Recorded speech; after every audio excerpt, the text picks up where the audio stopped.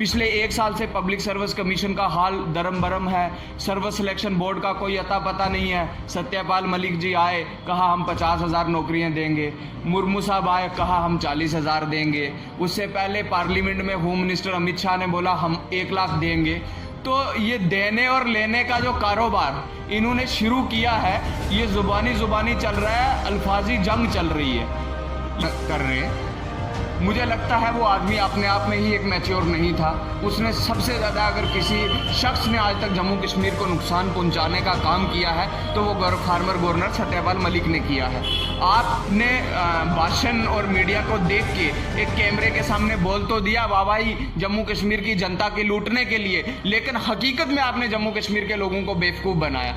लेकिन दरअसल हकीकत में ये एक जो प्रिस्क्रिप्शन यहाँ जम्मू कश्मीर में बनाने की कोशिश की जा रही है वो इसलिए बनाई जा रही है कि ये जम्मू कश्मीर के लोग इकट्ठे न हो जाएं।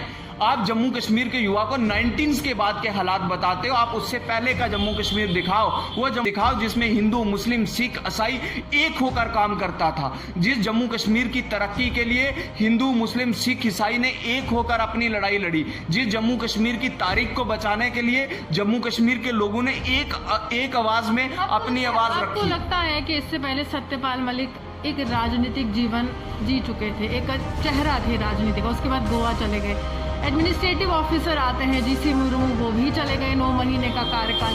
अब मनोज सिन्हा आते हैं, वो भी राजनीति से जुड़े हुए हैं, केंद्रीय मंत्री रहे हैं। तो वो विश्वास जिस तरह से अभी आप तंज कस रहे हैं, निशाना साध रहे हैं एडमिनिस्ट्रेशन पर, भाजपा पर, तो वो विश्वास जम्मू कश्मीर में जगा पाएंगे? क्योंकि भाजपा समय समय पर ये कहती रही कि हमारे पर विश्वास भी है, विकास भी है। क्या विश्वास और विकास वो दोनों उपराज्यपाल के पद पर आसीन होंगे तो वो यहाँ पर काबिज कर पाएंगे? जो आपको कहीं कोई एक्सपेरिमेंट करना होता है तो वो सबसे पहले आप जम्मू कश्मीर पे करो, और जम्मू कश्मीर में अगर वो कामयाब होता है तो फिर वो पूरे देश में करेंगे। बस वही टेस्टिंग लेबॉर्टरी जम्मू कश्मीर के साथ चल रही है और वही एक्सपेरिमेंट जम्मू कश्मीर के साथ किए जा रहे हैं। यानी आपको लग रहा है कि सूरत हाल नहीं बदलेगा? मुझे तो नहीं लगता कि जम्मू कश्मीर की सूरत हाल कुछ बदलने वाली है। देश में चाहे जितने भी चुनाव हो, हमेशा नजरें जो है वो युवाओं पर टिकी रहती हैं। कहते हैं कि देश का भविष्य भी है, और जब युवा आगे बढ़ेगा तो देश आगे बढ़ेगा। जम्मू कश्मीर को ताज कहा जाता है हिंदुस्तान का, और इस ताज पर काफ़ी समय से सियासी गतिविधियां जो ठप पड़ रही थी, लेकिन एक ऐसा राजनीतिक दल उभर कर आता है जिसको कहा जाता है कि अपनी पार्टी है और जम्मू कश्मीर के लोगों के लिए अपनापन दिखाएगी। जम्मू कश्मीर की बात की जाए तो यहाँ पर नेताओं के जो बयानों की प्रतिक्रियाओं का दौर भी आता है, लेकिन नए उपराज्यपाल आ रहे हैं, केंद्रीय मंत्री रहे हैं, 3 बार सांसद रहे हैं, और प्रधानमंत्री नरेंद्र मोदी के साथ जो उनकी नज़दीकियाँ हैं वो जग जाहिर है।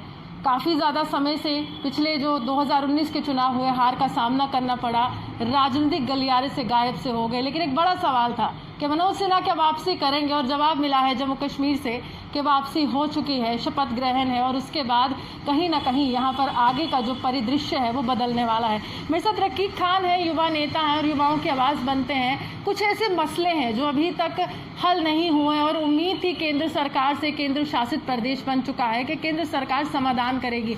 लेकिन कुछ ऐसे मसले अगर रकीब को मौका मिलता है उपराज्यपाल से मिलने का, तो वो किस तरह से उनको तमाम समस्याओं से यहाँ पर रूबरू करवाएंगे? क्या लगता है रकीब कि यहाँ पर किस तरह की समस्याओं से युवा जूझ रहे हैं? काफ़ी लंबा आपका भी राजनीतिक जीवन रहा, किस तरह से देखते हैं एक बार फिर से बदलाव? देखो, जहाँ तक हम बात करें जम्मू कश्मीर के युवा की और स्टूडेंट्स की, तो जम्मू कश्मीर में जहाँ तक मैं स्टडी कर पाया हूँ 142 मसले हैं। 142 ऐसे मसले हैं जिनके साथ रोज़ जम्मू कश्मीर के युवाओं को और जम्मू कश्मीर के स्टूडेंट्स को रोज़ जूझना पड़ता है।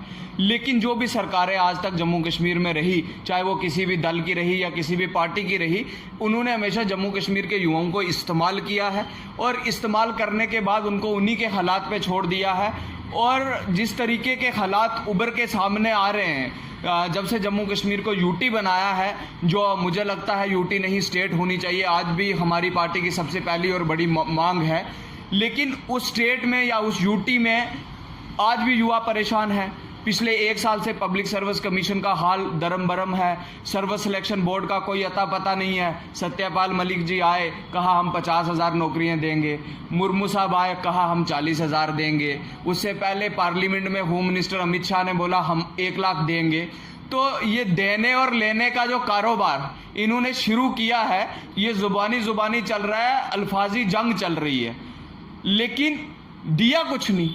इन्होंने कहा कि जम्मू कश्मीर को जब 370 को हटाने की बात हुई, मैं अब उस मसले पे जाना भी नहीं चाहूँगा कि वो मैटर जो है वो कोर्ट में है, और जो हमारी मेन डिमांड है, जो मैंने जम्मू कश्मीर के युवाओं के दर्द को समझा है, तो इसके जाने के बाद जो रिक्रूटमेंट अभी तक ना होना, जम्मू कश्मीर का युवा परेशान है, फ्रस्ट्रेट है, और कहीं ना कहीं जम्मू कश्मीर में नौकरियां देने के बजाय आज प्राइवेट सेक्टर हो जम्मू कश्मीर का, जो थोड़ा बहुत 2% 4% है, उसमें भी लोग अपनी नौकरियां खो रहे हैं, जो एक बड़ी दुख वाली बात है। साथ में आप देखिए, हम अगर जेके बैंक के सिक्योरिटी गार्ड्स की बात करें तो 48 सिक्योरिटी गार्ड्स को इन्होंने निकाल दिया है, जिन्होंने कोविड-19 के हालात में अपनी नौकरी दी। उन्होंने उस समय हालात में उन हालात में भी अपनी नौकरी की जब कश्मीर के हालात जो है वो बहुत ज़्यादा ख़राब हो चुके थे, बैंकों को लूटा जा रहा था, लेकिन उस हालात में भी उन्होंने काम किया।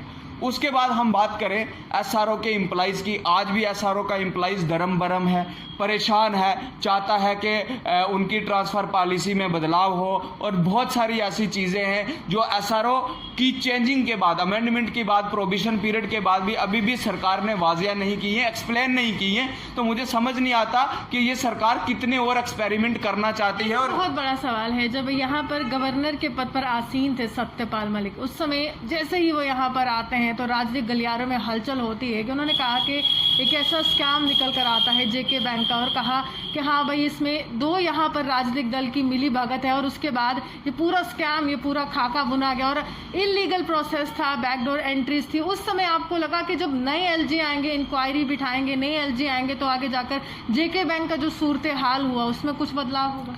देखिए, जहाँ तक आप सत्यपाल मलिक की बात कर रहे हैं, मुझे लगता है वो आदमी अपने आप में ही एक मैच्योर नहीं था। उसने सबसे ज़्यादा अगर किसी शख्स ने आज तक जम्मू कश्मीर को नुकसान पहुंचाने का काम किया है तो वो फार्मर गवर्नर सत्यपाल मलिक ने किया है।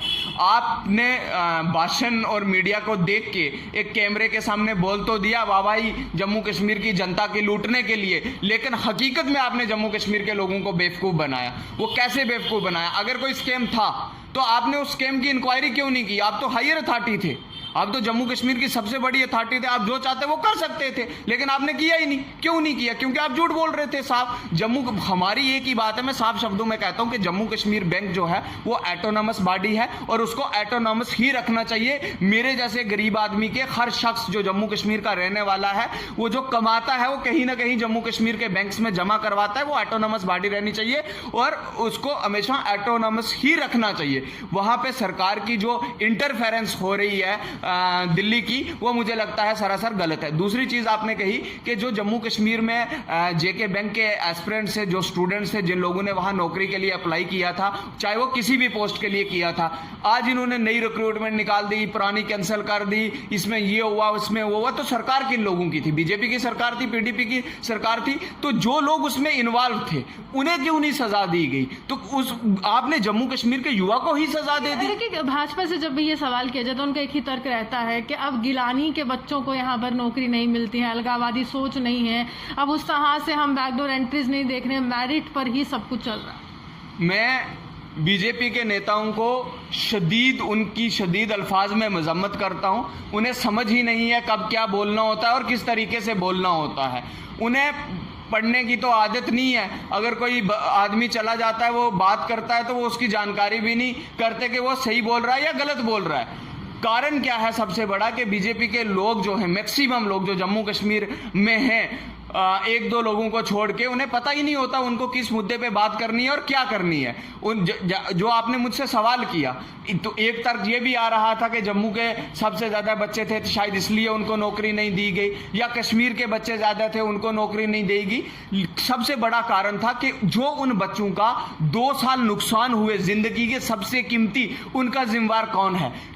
जिस बच्चे ने उस समय अप्लाई किया था, जो आज अवर एज हो चुका है, उसका जिम्मेवार कौन है?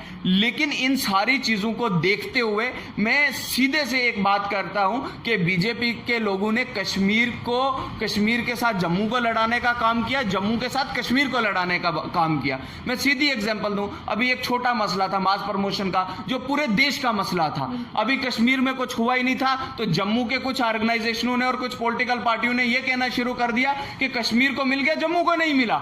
और कश्मीर में कुछ पॉलिटिकल पार्टियां ऐसी थी जिन्होंने कहा जम्मू में मिल गया, कश्मीर में नहीं मिला। अरे भाई, कोई साइड तो चेक कर लो, कोई इंक्वायरी तो कर लो कि अभी किसी को कुछ नहीं मिला है।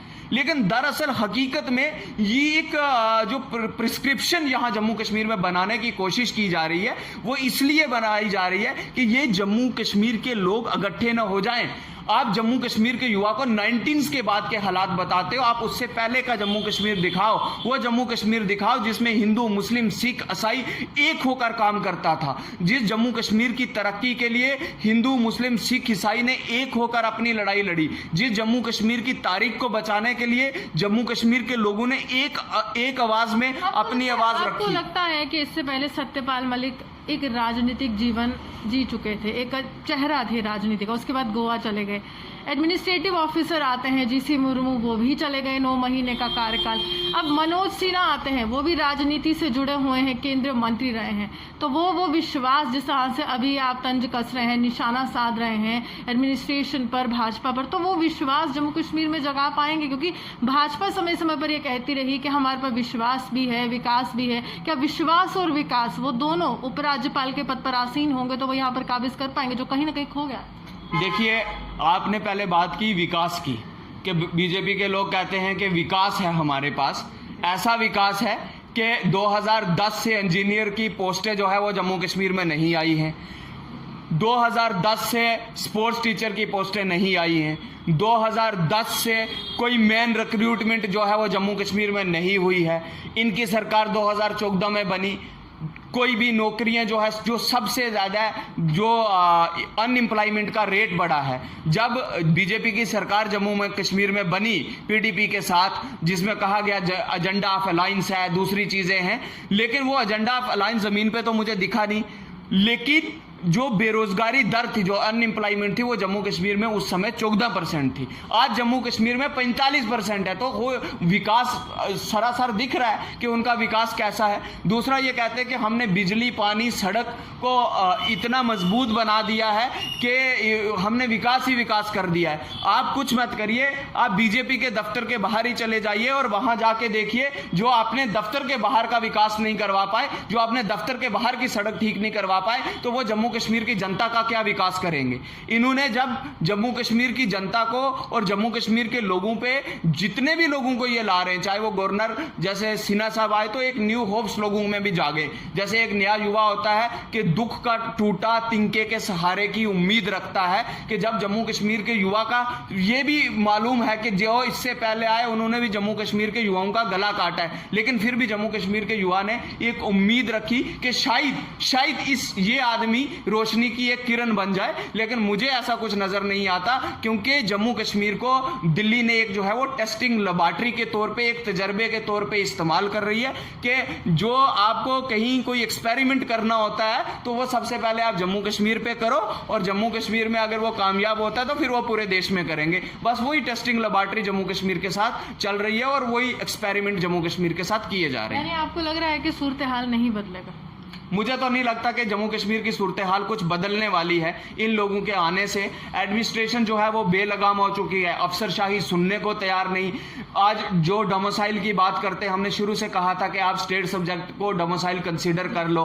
आपको हर रोज आए दिन कहीं पटवारी 500 रुपये ले रहा है, कहीं तहसीलदार ने 1000 रुपये रेट रखा है, बीडीओ जो ब्लॉक डेवलपमेंट अफसर हैं उन्होंने अपना अलग से रेट तय किया हुआ है। तो मुझे कोई ऐसा एक डिपार्टमेंट बता दो कि पिछले 1 साल में जो करप्शन का हब नहीं बना हो। जम्मू कश्मीर के हर डिपार्टमेंट, मैं साफ शब्दों में कहता हूं कि जम्मू कश्मीर का हर एक डिपार्टमेंट जो है वो करप्शन का हब बन गया है इस टाइम, और यहाँ पे कहीं ना कहीं चुनी हुई सरकार का होना बहुत जरूरी है। चलिए, साफ तौर पर भ्रष्टाचार मुक्त जम्मू कश्मीर अभी नहीं हो पाया है, आरोप लगा रहे हैं रकीब खान।